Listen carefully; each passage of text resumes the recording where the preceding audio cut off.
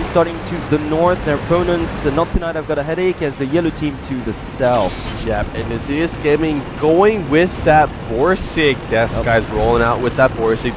They're only going with one of those. They do kind of go with a nice tanky setup as well, you know, going with two T-32s, a Pershing, and an AMX-13. So I really actually, I love this lineup coming out from No Insidious 50s Gaming. 100 though. Yeah, I don't think it matters. So I think they should be fine with that Pershing and, or I mean that Borsig and that Pershing there. Whereas, you know, not tonight. I've got a headache going with the same lineup as they did with last set. So I think with not tonight, they have like two distinctive setups, one for urban maps and then one for kind of open maps, which we're seeing right now. Well, which are almost identical, Yeah. but for one tank. Yeah. Now, what surprises me is that Borsig was positioned to the west road and not towards the middle railroad. Yeah, I think it's just That's because strange.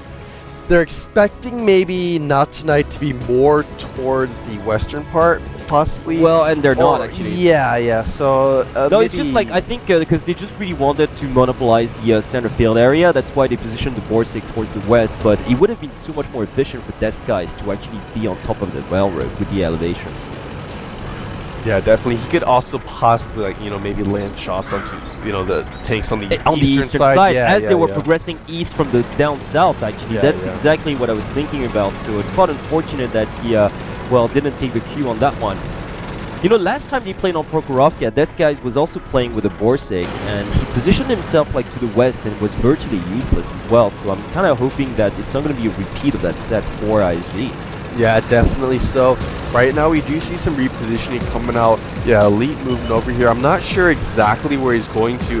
The Pershing on the not tonight side has been spotted though. So Insidious Gaming now know at least generally where the other tanks are. And yeah, Mr. Tisa kind of giving away their positioning right there. But I mean, even though he wasn't spotted, Insidious Gaming, they know they're over there to the east. Well, yeah, exactly, because they're pretty much like owning the center field, which is the main battlefield area. They just they can't see anybody out there, so it's quite safe to assume that everybody's moved to the eastern side. So they really should try to reposition their Borsig right now.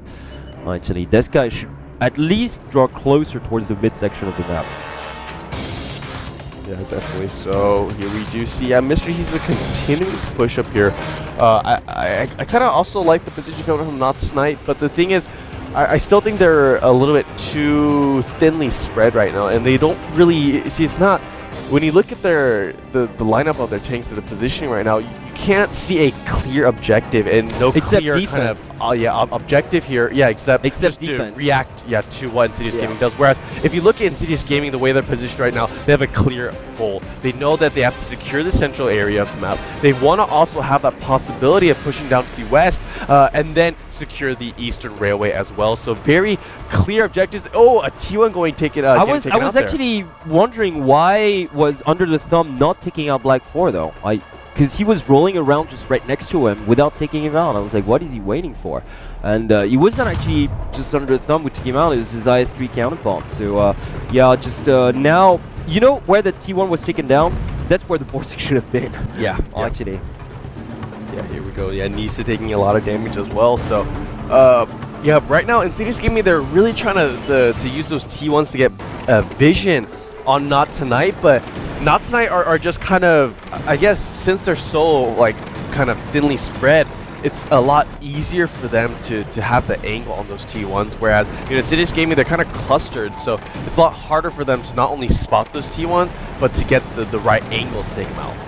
Yeah, that is true, and once again, I can't help but just be a trifle disappointed by the ISG positioning, pretty much. They're conceding more and more ground as time progresses right now.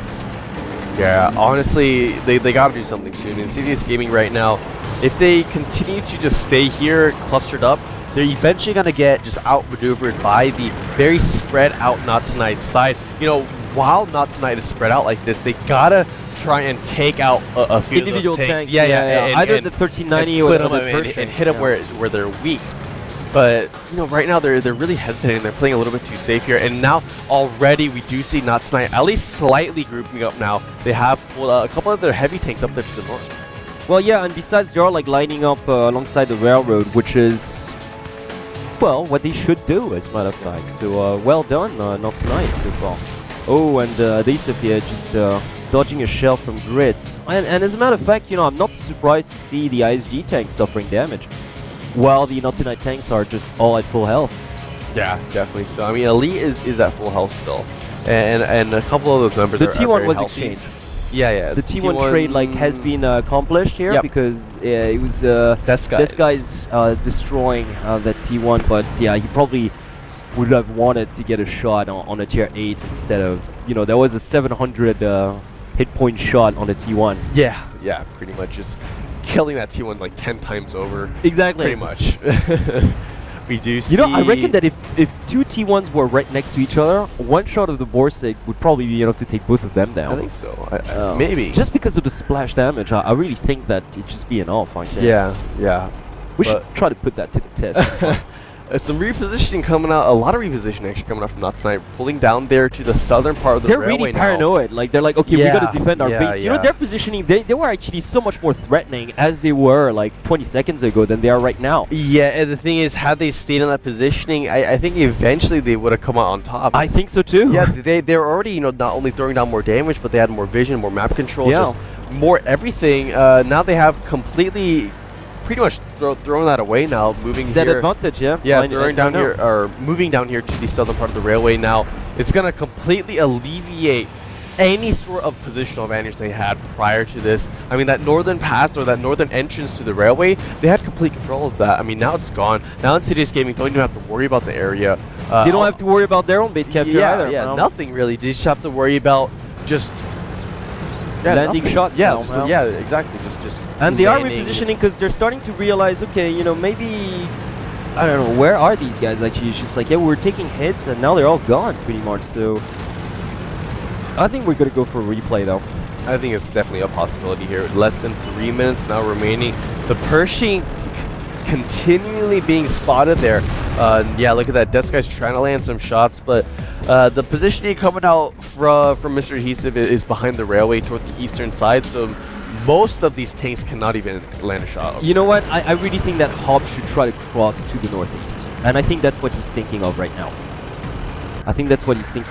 Hobbs has to cross to the northeast to get eyes on target, pretty much, and I think that's what he's going to go for. No, he's just like still roaming around the map because, you know what? I don't think ISG has realized that their opponents have deserted the northeastern area.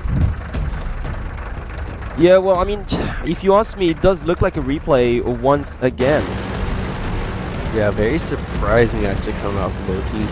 I mean, considering, you know, what's on the line, I mean, this is, you know, whoever loses is going to be promoted. Whoever wins moves up to the semifinals. So a lot is on the line. At the same time, I think especially Insidious Gaming, I think they're taking they're just playing a little bit. They're hesitating a little bit too much. Well, you know what? At the same time, for some reason they seem like more nervous against this team against, you know, like no, because I mean, like, mind you, in sets number 3 and 4 they pushed because they absolutely knew they had the advantage. Right now they don't know where the enemy tanks are. That's why. And besides, they took a few shots too, so that's why they don't want to push in too recklessly. They said finally taking a shot. I believe.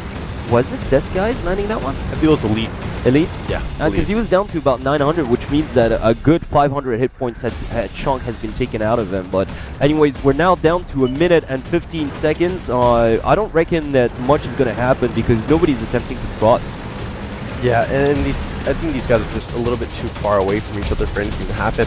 Although Not Tonight here repositioning towards the center of the railway area.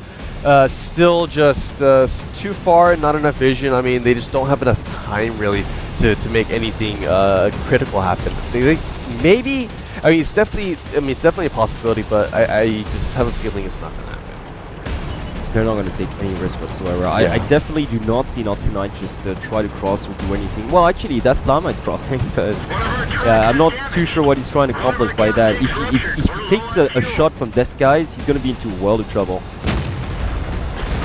Oh, and another shot landing on him. If this guys can land this shot, he might just take him out. Oh, whoa, look at this. Daslam actually coming way out of cover right now. No, but that's what I've been talking about for like the last 30 seconds. Yeah. No, that's what I'm saying. It's just because Elite landed 2 shots on him. But if this guys can land one last shot on him, then, you know, they might get the advantage, actually. 10 seconds remaining now.